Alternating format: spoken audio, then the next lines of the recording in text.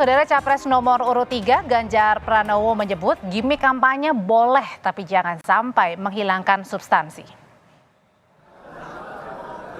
Ditanya apakah ia khawatir dengan gimik politik gemoy dari Prabowo Gibran, Ganjar bilang ia menghargai gimik capres lain. Namun ia menekankan anak muda perlu diedukasi. Kata Ganjar, tak semua anak muda suka gimik karena banyak juga yang mempertanyakan substansinya. Oleh karena itu, Ganjar bilang gimik boleh saja, tapi jangan hilangkan substansi.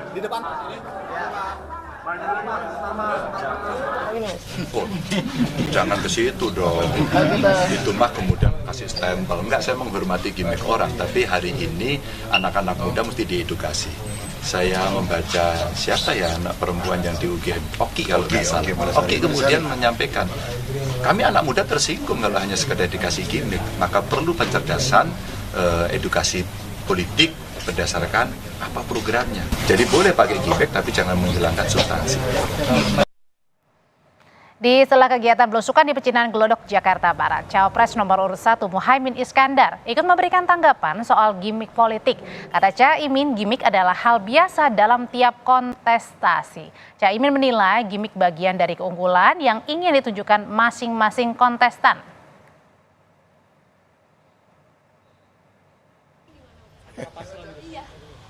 Ya biasa setiap kompetisi masing-masing menunjukkan keunggulannya. Saya kira itu yang terbaik daripada mencari kesalahan kompetitornya.